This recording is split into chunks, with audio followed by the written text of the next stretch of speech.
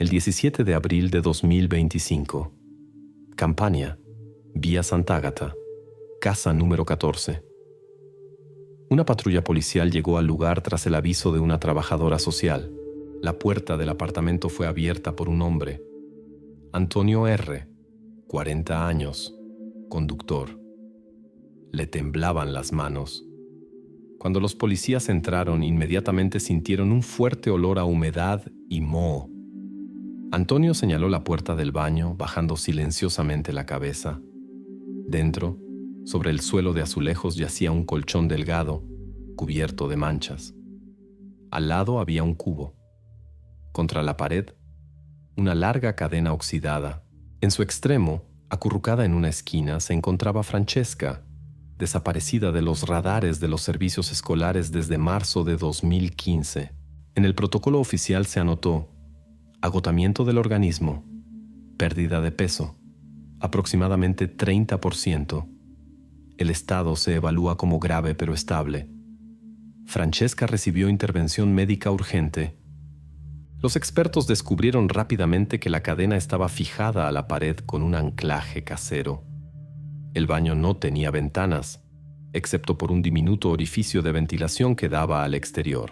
Precisamente esto se convertiría en uno de los detalles clave, aunque en las primeras horas de la investigación nadie le prestó atención. Los policías interrogan a los vecinos. Nadie confirma haber escuchado sonidos sospechosos o peticiones de ayuda. Las paredes son viejas pero sólidas, explica al inspector una de las habitantes, una mujer mayor del apartamento de enfrente. La puerta del baño estaba situada muy cerca de la pared de la casa vecina, perteneciente al recientemente fallecido Luciano S. Su muerte había ocurrido un año antes, en abril de 2024, a los 58 años. Las ventanas de su casa daban directamente a la pared del baño donde se encontraba Francesca. El principal sospechoso se convierte inmediatamente en el padre, Antonio R. En su expediente, los policías encuentran una antigua acusación por conflicto doméstico, una multa por agresión física, emitida ya en 2013. También emergen detalles de dependencia alcohólica. Sin embargo, a pesar de las sospechas evidentes, Antonio coopera desde los primeros momentos con la investigación, sin oponer resistencia. Pero en los materiales del caso aparece otro nombre más.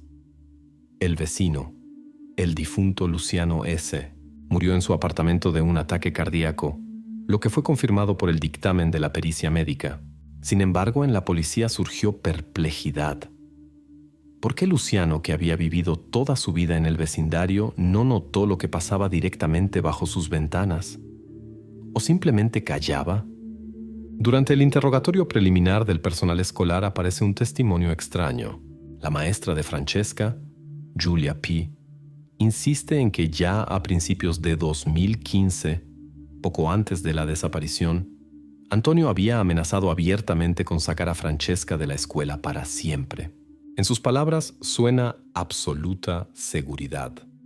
Sin embargo, en el caso oficial, solo hay una declaración escrita de la propia Julia. Falta una grabación de audio que confirme su testimonio.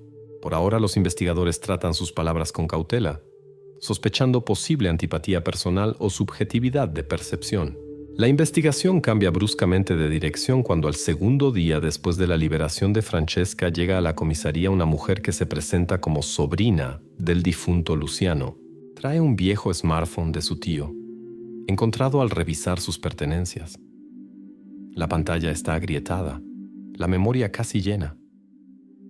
En uno de los últimos archivos de video, fechado el 10 de abril de 2023, se registró algo extraño. El video dura solo 15 segundos, filmado a través de una ventana sucia, entreabierta, dirigida directamente hacia la pared del baño de Antonio. En el encuadre aparece una mano delgada, visiblemente debilitada, tratando de alcanzar la reja del orificio de ventilación. Pero la ventana se cierra bruscamente. El video se corta.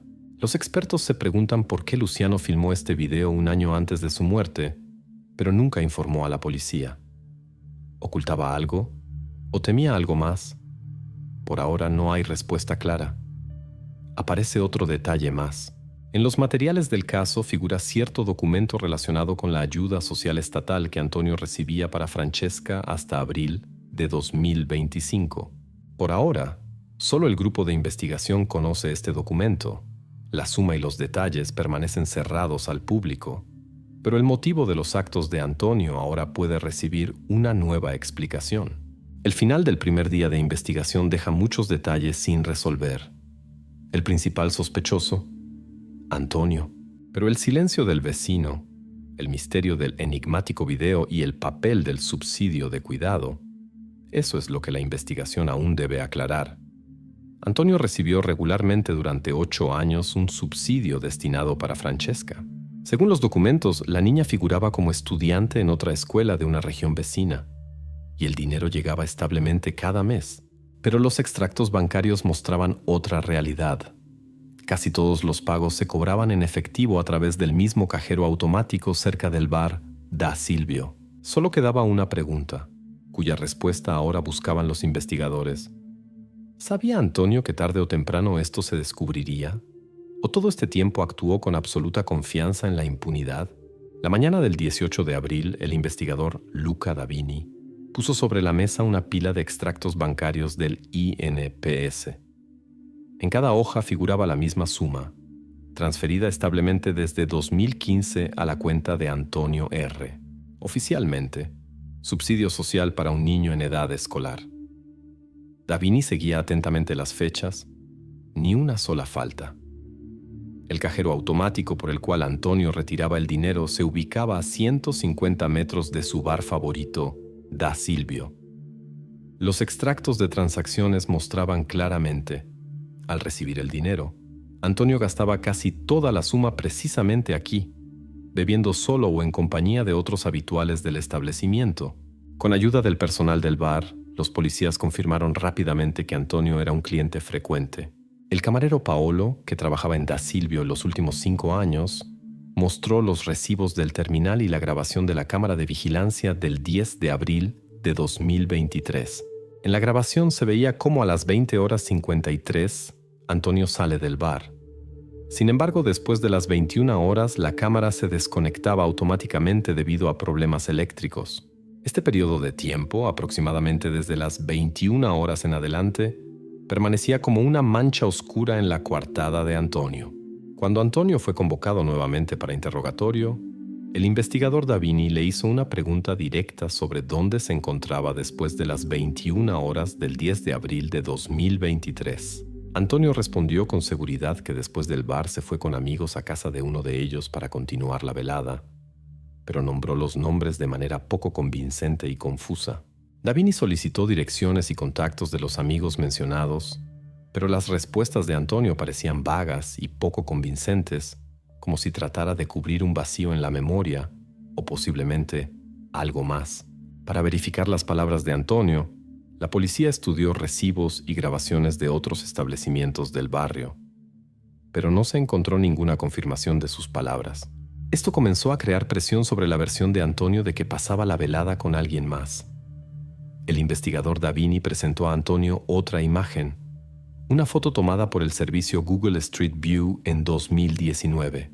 En la imagen se distinguía claramente al propio Antonio, parado en la ventana de su propio baño y mirando hacia arriba al orificio de ventilación, a través del cual más tarde fue descubierta Francesca.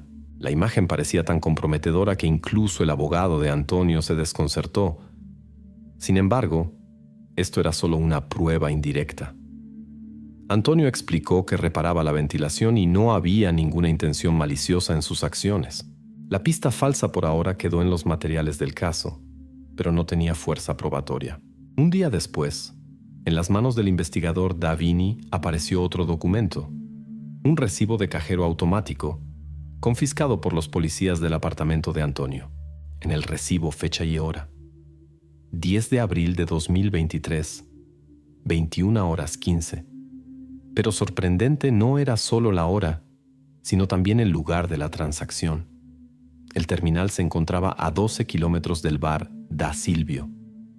La verificación experta confirmó inmediatamente la logística de la ruta. Del bar al punto de retiro de efectivo por la carretera SP22 en motocicleta, se puede llegar en solo 15 minutos. Por consiguiente, Antonio realmente lograba estar en este lugar inmediatamente después de salir del bar. La sutil coartada construida por Antonio se desmoronó definitivamente. Ahora la policía sabía que había mentido sobre los eventos de esa noche. Sin embargo, la ventana en el horario aún permitía suponer que podía estar en casa durante el periodo de filmación del video con la mano de Francesca. La pregunta no era si podía físicamente hacerlo. Eso ya estaba probado. Solo quedaba averiguar una cosa. ¿Era él el único que esa noche tenía acceso al baño? ¿O alguien más estaba involucrado en esta historia? Paralelamente en la investigación quedaba la versión con el vecino fallecido, Luciano S. Él silenciosamente filmó el video y no emprendió nada. El investigador Davini decidió no abandonar esta versión. Era demasiado inusual para ser casualidad y demasiado enigmática para ser un simple error. Ahora la investigación tenía dos direcciones posibles: el padre vivo y el vecino silencioso que por razón desconocida prefirió no hacer nada. El 2 de mayo de 2015, el subdirector de la escuela en Campania firma una solicitud de traslado de Francesca a otra escuela. La carta oficial confirma M.R. Parece convincente. Se adjunta copia del nuevo domicilio. El sello de la alcaldía parece auténtico. Sin embargo, si todo era tan evidente y claro, ¿por qué en el registro de correspondencia entrante no quedó ni una sola anotación sobre la llegada de este documento? En el archivo de la escuela, el subdirector, Marco de la Valle, 10 años después vuelve a tener en sus manos esa misma carta. El papel se ha amarillado ligeramente, el sello se ha descolorido. Examina atentamente la firma. M.R. La escritura es segura, familiar. La pericia realizada por la policía ya había confirmado que coincidía completamente con la escritura de María R., la madre de Francesca. Junto a la carta yace una copia del nuevo documento de domicilio en una región vecina. A primera vista parecía absolutamente legítimo, y solo después de una verificación minuciosa los empleados de la policía notaron un detalle extraño. La fecha en el sello de la alcaldía caía en domingo, día en que las instituciones estatales no trabajan. Esto indicaba una burda falsificación del documento. El subdirector no pudo explicar por qué la falsificación no fue notada ya en 2015. Insistía en que los documentos habían sido debidamente verificados. Sin embargo, los investigadores refutaron fácilmente su afirmación. El registro escolar de correspondencia entrante, obligatorio de llevar en cualquier escuela de Italia, resultó estar completamente vacío para ese período. La carta como que llegó a la escuela de la nada y fue aceptada sin la menor resistencia e incluso sin marca de llegada. Durante la conversación con el investigador Davini, Marco de la Valle estaba visiblemente nervioso. Explicaba que en ese periodo la escuela experimentaba una aguda escasez de personal. Llegaba una masa de papeles que físicamente no lograban registrar. Posiblemente no fuimos suficientemente atentos, concluyó, tratando de no encontrarse con la mirada de Davini. María R., la madre de Francesca, mientras tanto volvió a estar en el foco de la investigación. Su papel en la historia parecía ambiguo. Por un lado, había firmado documentos claramente falsificados. Por otro, sus motivos permanecían como enigma. María nunca había sido notada en conflicto con la escuela y era conocida como una mujer callada y reservada. El investigador intentó aclarar esta cuestión, solicitando información sobre ella y la familia en los servicios sociales. El expediente resultó corto y sorprendentemente superficial. La primera impresión se formaba de que precisamente María había iniciado todo el proceso de mudanza ficticia. Su firma, su escritura, su supuesta participación, todo esto la colocaba en posición de cómplice de Antonio. Pero el mismo día los investigadores descubrieron un certificado médico fechado el 14 de agosto de 2021. De él quedó claro que María había seguido tratamiento en una clínica psiquiátrica en una ciudad vecina. Diagnóstico: depresión clínica grave. En los documentos se anotaba que el estado de la paciente estaba relacionado con presión psicológica prolongada y miedo constante ante las acciones agresivas del cónyuge. El certificado cambió la percepción del papel de María. ahora parecía más bien víctima de las circunstancias, una persona que posiblemente actuaba bajo seria presión. Pero esto aún no daba justificación completa de sus acciones. Pero si la escuela había fallado en su sistema de control interno y la administración había aceptado ciegamente la carta falsa, quedaba aún una pregunta clave. ¿Por qué todos estos años, cuando Francesca se encontraba literalmente detrás de la pared de la casa vecina, ninguno de los vecinos, incluyendo al difunto Luciano S., se preguntó dónde había ido la niña que veían diariamente en el patio? El investigador Davini ahora estaba seguro de que la respuesta a este enigma se ocultaba no solo en las acciones de los padres, sino también en la indiferencia de los vecinos que prefirieron no notar lo que pasaba cerca. Su silencio parecía cubrir el crimen no peor que un papel falsificado.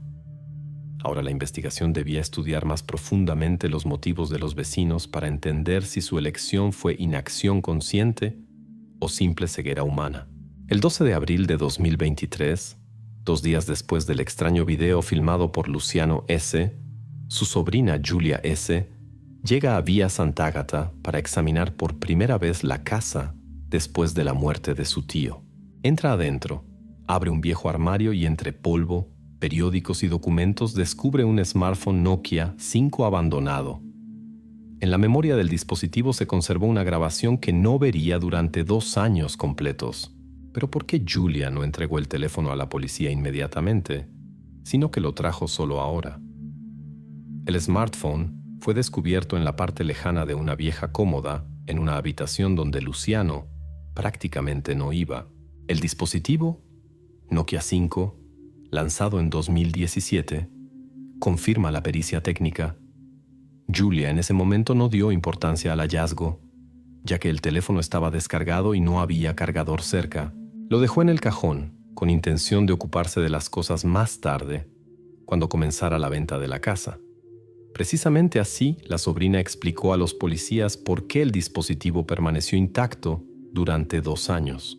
Solo en abril de 2025, al comenzar la preparación para la venta del inmueble, Giulia decidió revisar toda la propiedad del tío. El teléfono fue cargado, encendido, y entonces apareció en la pantalla un video de duración de 38 segundos. Fecha de filmación: 10 de abril de 2023. La hora de grabación coincidía exactamente con esa noche cuando Antonio se encontraba en el bar Da Silvio. En el video, una mano pequeña, debilitada, que lentamente trata de alcanzar la ventana de ventilación del baño de la casa de Antonio. Los metadatos del archivo confirmaron la autenticidad de la grabación. Giulia inmediatamente entregó el teléfono a la policía. Cuando el investigador Luca Davini preguntó a Giulia por qué no había revisado el contenido del teléfono inmediatamente, la joven respondió calmadamente: «Entonces, no pensé que pudiera haber algo importante. Mi tío no era fanático de la tecnología. Decidí que era un dispositivo viejo e inútil». La policía verificó sus declaraciones. Giulia realmente no había visitado la casa en el periodo entre abril de 2023 y principios de 2025, lo que confirman los vecinos y documentos de la agencia inmobiliaria con la que recientemente había firmado contrato de venta de la casa. Las declaraciones de Giulia parecían convincentes. No tenía vínculos cercanos ni con Antonio ni con su familia. Sus visitas a Via Sant'Agata eran raras y cortas. Así, la investigación rápidamente descartó sospechas de su participación directa en la historia de la desaparición de Francesca. Sin embargo, los investigadores reflexionaron sobre otra hipótesis. ¿Por qué Luciano, viviendo literalmente como vecino, grabó el video y no se lo mostró a nadie? Surgió una versión sobre posible chantaje por parte de Luciano hacia Antonio o María. Posiblemente el vecino exigía dinero por el silencio y murió no de muerte natural, sino que fue eliminado por alguien. La policía comenzó a buscar confirmaciones de esta versión. Fueron verificadas las cuentas bancarias de Luciano, estudiadas sus últimas operaciones financieras, pero nada sospechoso salió a la luz. Vivía modestamente, no llegaban sumas grandes, y el propio Luciano no había sido notado en acciones ilícitas anteriormente. Por ahora esto era solo otra pista más, no confirmada por ninguna evidencia material. Pero la atención de los investigadores pronto fue atraída por otra circunstancia. fue levantado el archivo de materiales de la pericia médico-legal realizada después de la muerte de Luciano. En la conclusión oficial, la causa de muerte figuraba como infarto, lo que fue confirmado por el médico en abril de 2024. Sin embargo, el detalle que podría haber excluido o confirmado completamente intervención externa desapareció. El análisis toxicológico de sangre y tejidos de Luciano misteriosamente desapareció del archivo.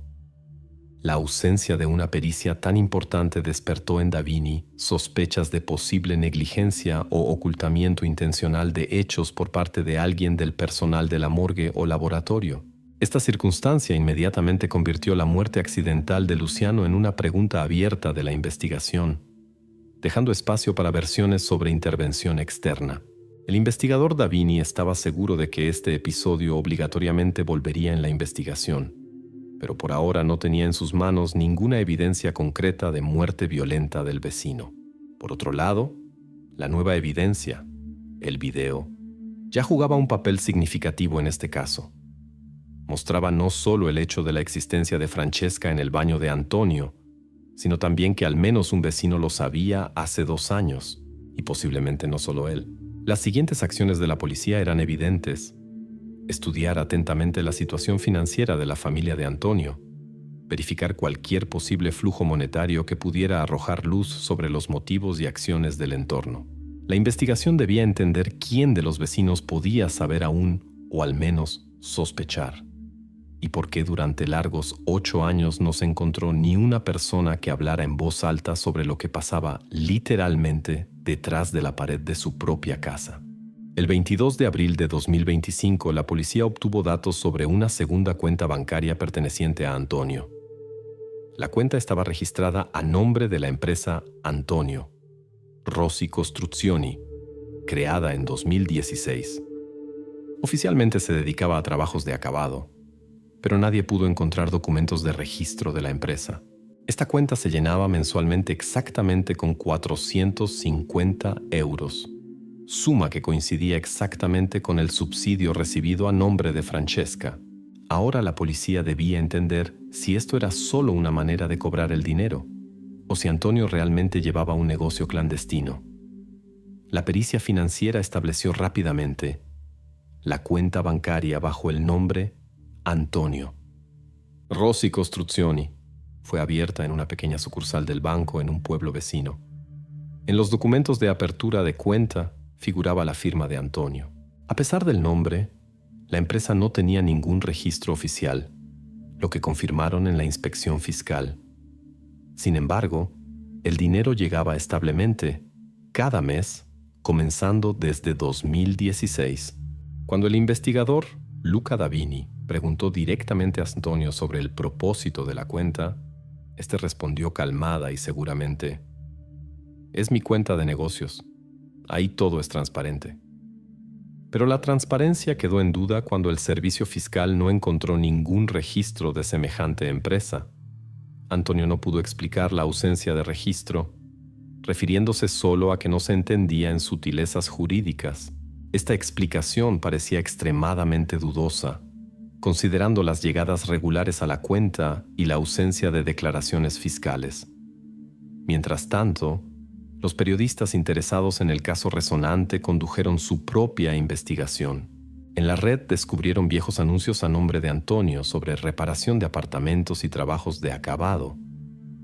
A primera vista todo esto parecía una cobertura, pero la policía decidió verificar nuevamente esta información. 3 personas confirmaron que realmente habían usado los servicios de Antonio.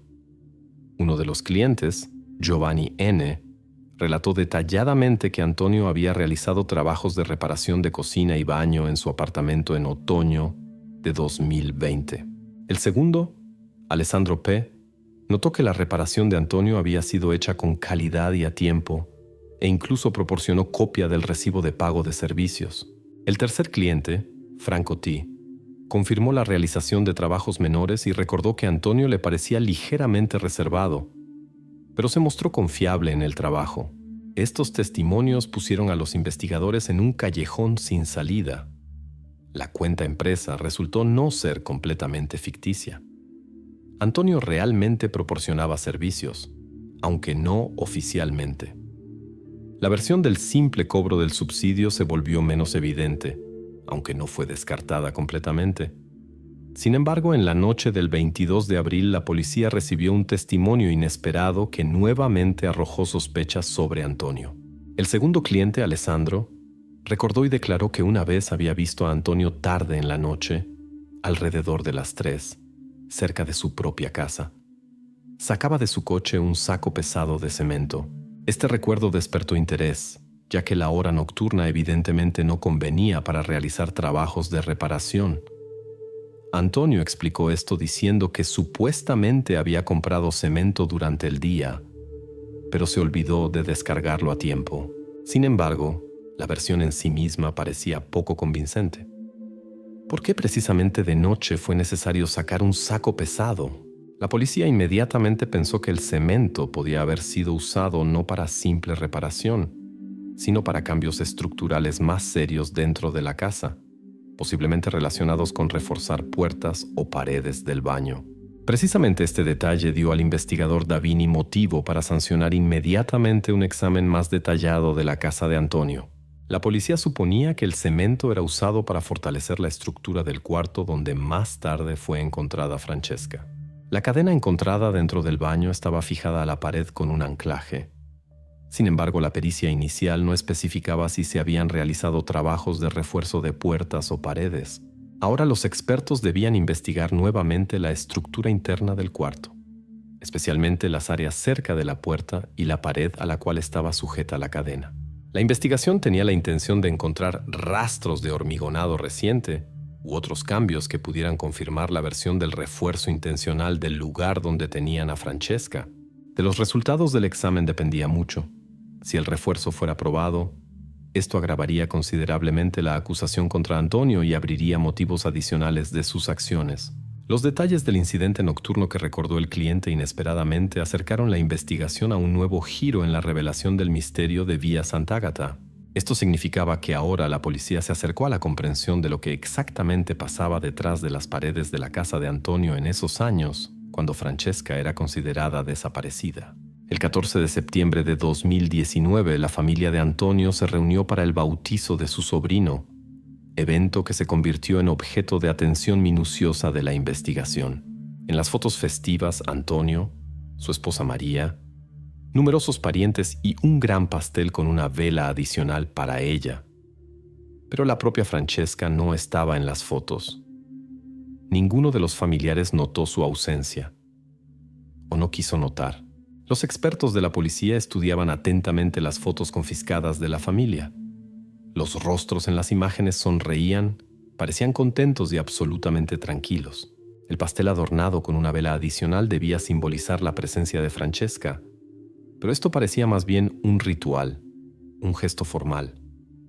La policía notó que nadie miraba el lugar vacío destinado para ella. Cada uno estaba absorto en sus propias conversaciones y banquete. Los investigadores interrogaron a los parientes que estuvieron en la fiesta. Todos respondían aproximadamente lo mismo. Nos dijeron que estaba enferma y no queríamos molestar. Lo más interesante resultó ser el testimonio de la tía, Elisa R., hermana de Antonio.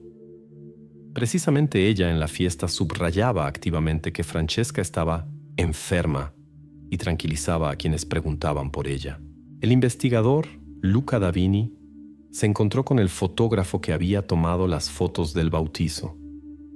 El fotógrafo recordó que nadie hacía preguntas sobre la niña en voz alta. Además, mencionó en su testimonio que ya hacía varios años no la veía en eventos familiares. Conocía a la familia desde hacía muchos años y no podía entender por qué de repente había desaparecido del campo de visión. A la pregunta de Davini sobre por qué él mismo no preguntó a la familia, el fotógrafo respondió que tenía la costumbre de no inmiscuirse en asuntos personales de los clientes. Esto era otra confirmación de que el entorno de la familia prefería no notar lo evidente. Incluso personas externas respetaban la regla tácita del silencio. La tía Elisa cayó bajo la atención minuciosa de la policía. Precisamente ella se convirtió en la persona que más activa y convincentemente explicaba a todos la ausencia de Francesca. En sus palabras, la investigación sintió posible ocultamiento intencional de la verdad. Su explicación parecía demasiado preparada, demasiado lisa y pensada de antemano. Sin embargo, la policía no tenía evidencias directas de su involucramiento. Por eso los investigadores solicitaron permiso para verificar su correspondencia personal, lo que debía arrojar luz sobre su verdadero papel en esta historia. Durante la verificación de datos digitales, la policía logró restaurar parcialmente la correspondencia del chat familiar de WhatsApp. En la correspondencia se encontró un mensaje de la tía Elisa. Le traeré un regalo más tarde. La fecha de envío del mensaje coincidía con el día del bautizo. El mensaje mismo estaba configurado para eliminación automática, lo que inmediatamente alarmó a los expertos. Ahora era necesario averiguar qué más podía estar oculto en los mensajes eliminados y para qué en general se necesitaba tal secreto. La policía por ahora no podía decir con seguridad si el mensaje era un gesto ordinario o si Elisa realmente sabía mucho más de lo que decía en voz alta. La criminalística digital debía revelar el verdadero sentido de estas palabras, entender si era un intento de preservar la apariencia de normalidad o ocultar un secreto más serio. El entorno de Antonio y María comenzó a parecer cada vez más ambiguo. Los parientes demostraban completa indiferencia hacia el destino de Francesca, como si su ausencia se hubiera vuelto para ellos la norma. Todos ellos como que silenciosamente acordaron no notar lo que pasaba en su propia familia. Ahora la investigación debía averiguar si la familia era colectivamente ciega y naïve, o de todos modos conscientemente cubría un terrible secreto. Y la clave de esto podían ser los mensajes eliminados que la policía ya comenzaba a restaurar. Las fotografías del bautizo se convirtieron en símbolo de lo fácil que las personas más cercanas son capaces de ignorar lo evidente, creando apariencia de normalidad incluso cuando esto es absolutamente imposible. El 25 de abril de 2025, el investigador Luca Davini recibió los documentos tan esperados del archivo médico ASL. El caso concernía al análisis toxicológico desaparecido de Luciano, el vecino de Antonio. El archivo confirmó que las muestras para análisis de sangre fueron recibidas por el laboratorio el 13 de abril de 2023, 3 días después de la grabación del extraño video, pero en la columna «Resultado» había vacío. ¿Se podía creer que el análisis más importante había desaparecido del laboratorio casualmente? ¿O alguien se esforzó en quitar los resultados intencionalmente? Al estudiar la documentación del laboratorio, la atención de Davini inmediatamente fue atraída por un detalle. El técnico médico responsable de realizar el análisis renunció exactamente un mes después de la desaparición de los resultados. En el libro de trabajo figuraba renuncia por voluntad propia. Esto parecía una coincidencia sospechosa, tanto más que el técnico, Francesco D., trabajaba en el laboratorio más de 10 años y gozaba de buena reputación. Cuando la policía interrogó al técnico, sus declaraciones resultaron confusas y contradictorias. Francesco afirmaba que la muestra de sangre se había evaporado, precisamente así se expresó literalmente, y que esto probablemente fue un error técnico. Pero el diario de laboratorio donde se anotaban todas las acciones con las muestras claramente indicaba lo contrario. Los registros confirmaban la recepción e inicio del análisis. Además, se anotaba también el tiempo de colocación de la muestra en la cámara frigorífica, lo que de ninguna manera podía llevar a evaporación. La investigación, tratando de entender si las acciones de Francesco D. fueron resultado de simple negligencia o acción intencional, verificó sus operaciones financieras y llamadas telefónicas. Una de las principales versiones se convirtió en la posible participación de Antonio en la desaparición del análisis toxicológico a través de soborno del técnico. Sin embargo, los policías rápidamente se enfrentaron con el problema. No se descubrieron transferencias financieras de Antonio al técnico. Tampoco había llamadas sospechosas entre ellos. Sin embargo, esta versión era aún demasiado prometedora para descartarla. Por eso la investigación continuó la verificación de otros canales de posible interacción, incluyendo correspondencia y contactos personales del técnico. Pronto apareció en la red información de que Francesco D. supuestamente había recibido una suma grande de dinero por ocultar los resultados del análisis. La noticia se extendió rápidamente, causando resonancia entre periodistas y el público. Sin embargo, la pericia financiera no confirmó ni llegada de dinero a las cuentas de Francesco, ni gastos grandes que pudieran indicar la presencia de fondos ocultos. Los rumores quedaron como rumores, pero la policía no podía excluir completamente la versión de soborno o presión. Francesco Die continuaba insistiendo en su inocencia, repitiendo sobre error técnico en el laboratorio, aunque explicar detalladamente cómo pudo ocurrir tal error no pudo. La situación cambió bruscamente cuando especialistas en criminalística digital encontraron en el correo de Francesco Die una carta dirigida a él por el abogado de Antonio. El mensaje electrónico enviado desde la dirección oficial del bufete de abogados tenía el título Preventivo Difesa, costo de servicios. Dentro de la carta se discutía brevemente cierto precio por servicios indefinidos que el abogado suponía acordar personalmente. El hecho mismo de correspondencia del abogado de la familia de Antonio con el técnico médico resultó ser una señal alarmante. Esto aún no era evidencia directa de soborno, pero daba motivos para pensar que las partes discutían precisamente cuestiones monetarias. Sin embargo, la investigación no disponía de evidencias del hecho de transmisión de dinero. Posiblemente hasta el pago real nunca se llegó, y Francesco D. pudo simplemente asustarse de las posibles consecuencias.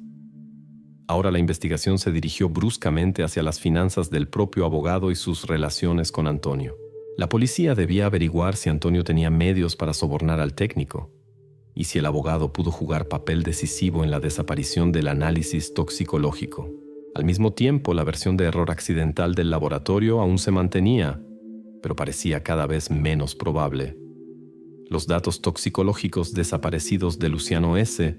podían confirmar o refutar la posibilidad de su muerte violenta. La desaparición de este documento ahora era percibida por los investigadores como distorsión intencional de hechos, cometida en interés de alguien. En este momento la investigación con seguridad podía decir solo una cosa. El abogado de Antonio contactó al técnico médico precisamente en el periodo de realización del análisis. Pero quedaba incomprensible si se trataba de un intento real de soborno, o todo se limitó solo a negociaciones preliminares. La verificación financiera del abogado y su cliente se convirtió en el siguiente paso de la investigación para definitivamente aclarar la historia del análisis desaparecido.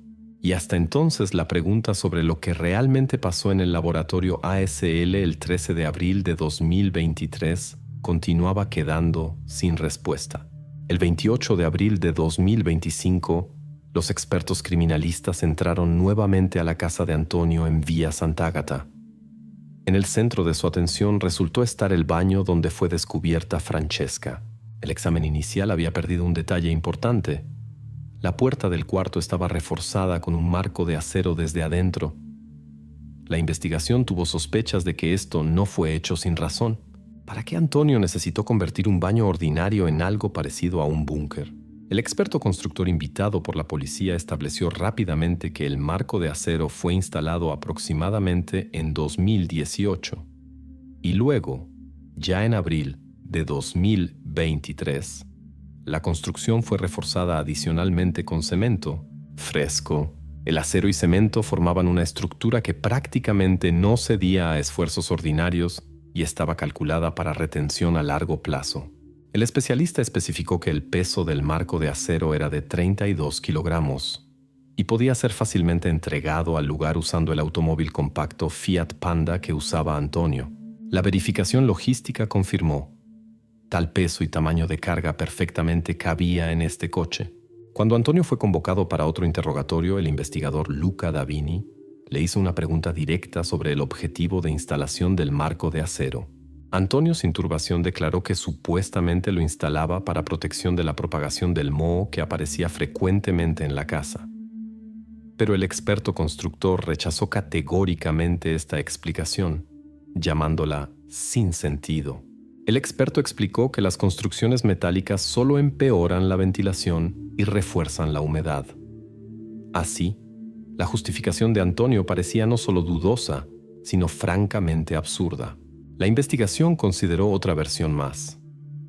Antonio pudo no instalar él mismo este marco, sino dirigirse a un maestro desconocido. La policía verificó empresas constructoras locales y emprendedores individuales, pero ninguno de ellos confirmó el hecho de ejecución de tales trabajos en casa de Antonio. Tampoco se encontraron recibos u otras confirmaciones financieras de estos servicios. La versión por ahora quedaba sin evidencias. Sin embargo, la policía no podía descartar completamente esta versión, ya que la probabilidad de que alguien más ayudara a Antonio en crear el refuerzo seguía siendo grande. Identificar a esta persona no parecía posible hasta que se encontraran evidencias adicionales. El momento clave fue un examen repetido y minucioso del recubrimiento de cemento cerca del marco metálico. El experto notó un pequeño borde saliente de papel, hundido en el cemento. El fragmento cuidadosamente extraído resultó ser un pedazo de periódico local. La fecha en el pedazo se leía claramente: 11 de abril de 2023. Esto fue solo un día antes del momento en que en el video filmado por el vecino Luciano apareció la mano debilitada de Francesca. Este hallazgo formó una cadena que parecía demasiado consecutiva para considerarla casualidad.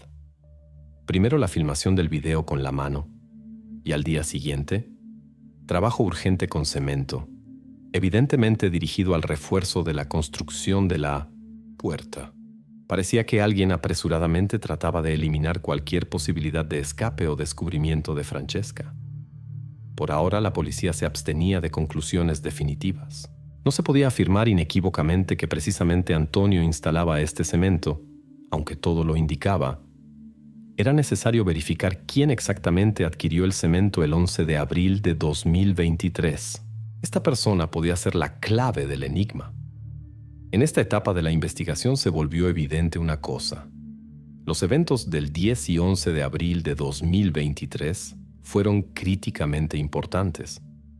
Y probablemente, la grabación de video hecha por el vecino Luciano causó la necesidad urgente de reforzar la puerta. Antonio, o quien actuaba junto con él, evidentemente se apresuraba a ocultar o prevenir la posibilidad de revelación del secreto. La investigación continuaba. Los investigadores estaban seguros de que el recibo de compra de cemento o testimonios de testigos en los días próximos darían la información necesaria.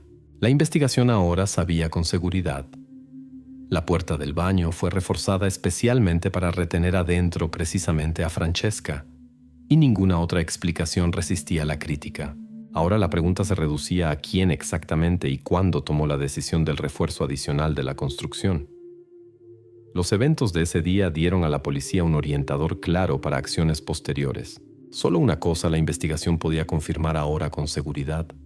El cemento fresco fue un intento apresurado de alguien de ocultar rastros o eliminar para siempre la posibilidad de escape de Francesca de su cautiverio. El 2 de mayo de 2025, los expertos finalmente restauraron los mensajes eliminados del chat familiar de WhatsApp que la tía de Francesca, Elisa, desesperadamente trataba de ocultar. En la superficie apareció un único mensaje enviado a María en marzo de 2021. No puedo cubrir más. Díselo. Se volvió claro que el secreto del que la familia prefería callar era conocido no solo por los padres, sino también por otros parientes. La pregunta consistía en qué exactamente ocultaba la tía y por qué su silencio duró tanto tiempo.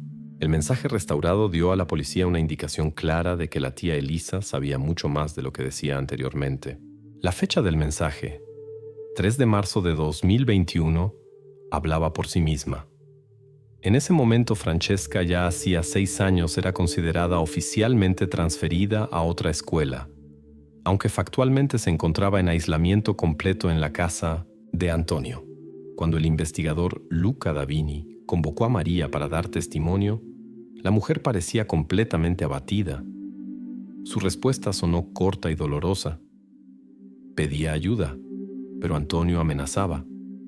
Con estas palabras comenzó un análisis más profundo de lo que pasaba dentro de la familia, revelando un sistema plurianual de presión, amenazas y control financiero por parte de Antonio. A la pregunta de por qué María no informó a la policía sobre lo que pasaba, respondió que temía por su vida y la vida de los cercanos. Sin embargo, las palabras de María iban en contra de lo que se conocía sobre las acciones de la tía.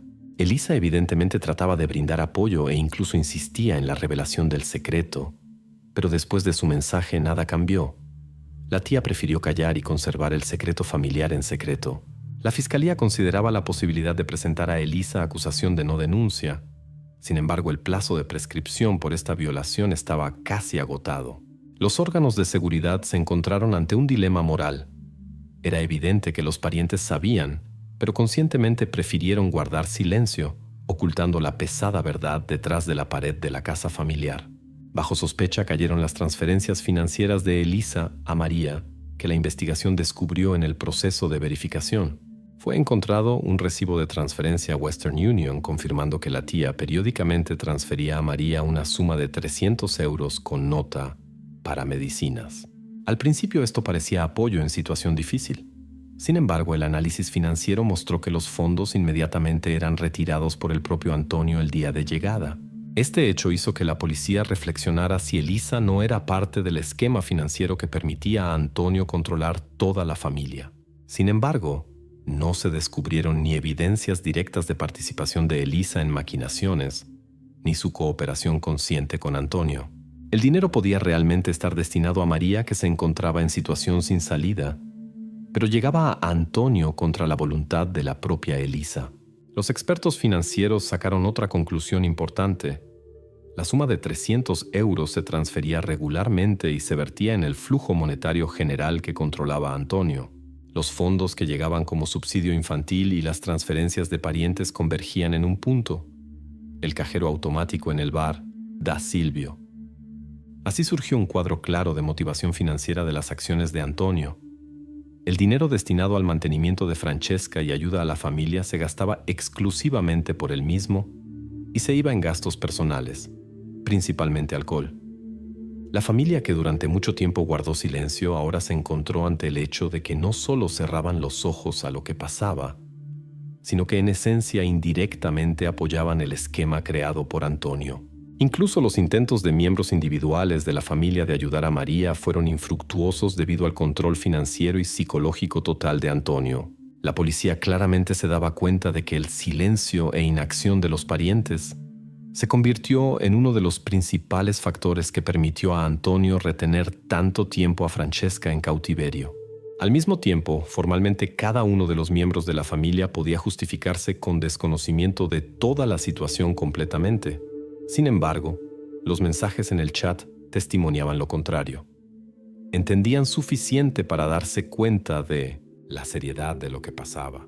El siguiente paso para la investigación fue inmersión completa en los flujos financieros de la familia, incluyendo verificación de transferencias hechas a favor de Antonio por el abogado, parientes y otras personas, para confirmar definitivamente el motivo financiero en esta historia. La historia del silencio de la familia y papel de cada uno de sus miembros quedaba abierta, conservando la pesada pregunta moral: ¿hasta dónde las personas cercanas están dispuestas a llegar en su inacción antes de que la verdad salga a la superficie? El 8 de mayo de 2025, los expertos criminalistas completaron el análisis de ADN de las evidencias encontradas en la casa de Antonio en Vía Sant'Agata. La pregunta se planteaba directa y claramente: ¿coincidirían los rastros de ADN descubiertos en la cadena del baño con las huellas encontradas en los guantes de construcción cubiertos de cemento, descubiertos en el cobertizo detrás de la casa? Por primera vez en toda la investigación, la policía tuvo la posibilidad de conectar directamente a Antonio con el lugar de cautiverio de Francesca. Los resultados de la pericia fueron obtenidos en la mañana. En la cadena con la cual estaba encadenada Francesca descubrieron no solo rastros de su sangre y epitelio, sino también huellas dactilares de un adulto. Estas huellas resultaron parcialmente utilizables para identificación. Al mismo tiempo, en el viejo cobertizo detrás de la casa, la policía encontró un par de guantes manchados de cemento. Los guantes inmediatamente fueron enviados al laboratorio para pericia. El resultado resultó elocuente. En la superficie interior de los guantes fue descubierto ADN de Antonio. Los rastros de cemento coincidían por composición con las muestras tomadas de la puerta reforzada del baño. El abogado de Antonio inmediatamente intervino con declaración, notando que los guantes de construcción eran equipamiento de trabajo estándar que su defendido usaba en numerosos objetos constructivos. Sin embargo, la investigación indicó un detalle importante.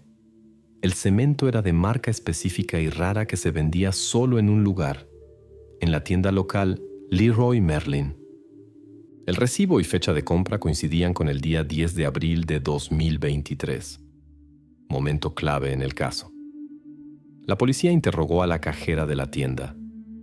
La mujer confirmó la venta de cemento y recordó un detalle importante. El comprador era un hombre con cicatriz en la mano izquierda. Los investigadores rápidamente averiguaron que tal cicatriz realmente estaba en Antonio. Sin embargo, exactamente la misma cicatriz también la tenía uno de los empleados del hospital local, que anteriormente no había figurado en absoluto en la investigación. La versión sobre posible comprador alternativo inmediatamente atrajo la atención de la policía. Los criminalistas estudiaron la biografía y coartada del empleado del hospital. Se averiguó que estaba de guardia el día de compra de cemento, pero exactamente la hora de su descanso era poco clara. La verificación de sus cuentas bancarias y contactos no reveló ninguna conexión con la familia de Antonio o este caso. Sin embargo, la policía no podía excluirlo completamente de los sospechosos hasta obtener el cuadro completo de eventos. El principal momento decisivo del día fue la grabación de video de la cámara de vigilancia de la tienda Leroy Merlin. La calidad de imagen permitía ver la figura del comprador claramente. Altura, caminar e incluso maneras. Sin embargo, el rostro de la persona estaba confiablemente oculto por una capucha. El análisis experto del caminar dio resultado. Coincidencia con Antonio. 70%. Esto era suficiente para despertar serias sospechas, pero no era evidencia al 100%. Los cuadros de la grabación nuevamente y nuevamente fueron revisados en la sala de reuniones de la policía. A pesar de la sensación clara de que en el video precisamente era Antonio, formalmente quedaba cierto porcentaje de dudas.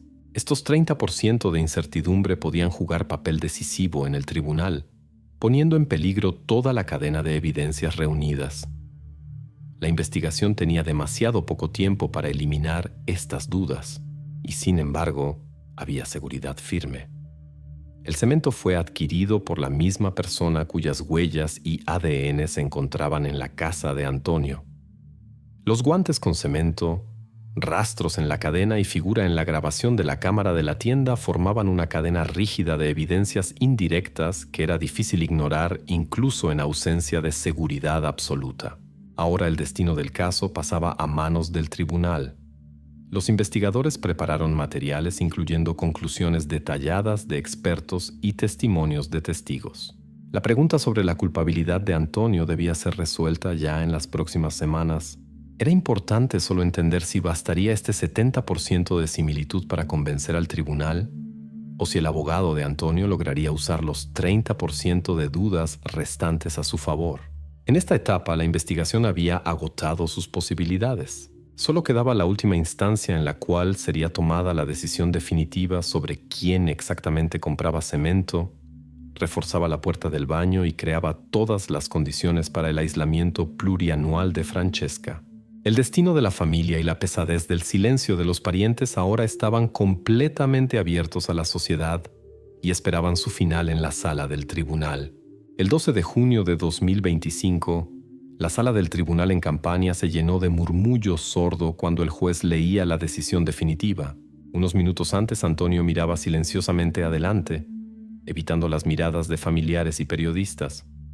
Su esposa María se sentaba inmóvil. Sus manos temblaban visiblemente. La tía Elisa, por el contrario, parecía decidida y concentrada. Todos los presentes entendían que en los siguientes minutos sería revelado el secreto que se ocultaba detrás de la puerta del baño de la casa en Vía Sant'Agata, casi 10 años. El juez pronunció las palabras principales: culpable de privación ilegal de libertad y maltrato. Antonio escuchó la sentencia con mirada vacía. Sin embargo, de repente su rostro se deformó de ira. Se levantó bruscamente y se lanzó hacia María, pero fue inmediatamente detenido por los carabineros que lo sujetaron por los hombros. En la sala por un momento se instauró silencio completo. La investigación, que duró varios meses, reveló completamente la mecánica de lo que pasaba. Antonio conscientemente aisló a Francesca con el objetivo de obtener un flujo financiero estable en forma de subsidio estatal y transferencias periódicas de parientes.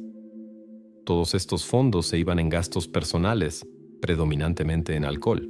Cada paso de Antonio fue pensado y metódico.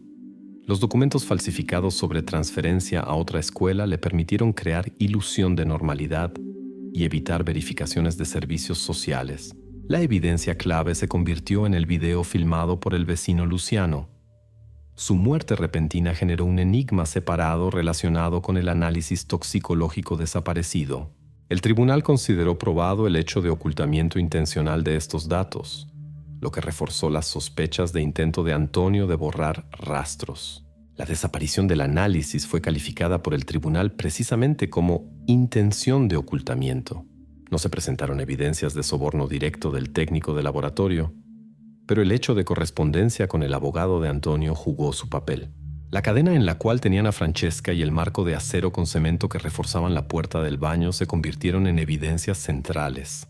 La pericia de ADN confirmó la presencia de huellas de Antonio en objetos relacionados con la detención de Francesca. La grabación de la cámara de la tienda Leroy Merlin, aunque no dio seguridad al 100%, fue reconocida como confirmación indirecta suficiente de su participación en la compra de cemento y organización de condiciones de cautiverio. Durante el juicio, los testimonios de María y la tía Elisa definitivamente pusieron todo en su lugar. María relató detalladamente sobre amenazas constantes por parte de Antonio y control completo de sus finanzas y movimientos. La tía confirmó que trataba de intervenir, pero estaba paralizada por miedo de destruir relaciones familiares y enfrentarse personalmente con amenazas de Antonio. El tribunal notó separadamente el hecho de que la familia, incluyendo a María y la tía, sabía sobre lo que pasaba y continuaba callando durante varios años. Su silencio se convirtió en otro elemento trágico en la historia de Francesca. Antonio fue sentenciado a 25 años de prisión. El tribunal lo reconoció completamente responsable por la crueldad y carácter metódico del crimen. María recibió 5 años de libertad condicional con obligación de seguir curso de tratamiento de depresión clínica y restauración del estado psicológico. El tribunal reconoció su culpa indirecta en no denuncia y complicidad por coacción, lo que suavizó el castigo. Francesca, finalmente liberada de su cautiverio plurianual, fue entregada bajo tutela del Servicio Social Tutela Minori. Los especialistas comenzaron trabajo de su rehabilitación y retorno progresivo a la vida normal.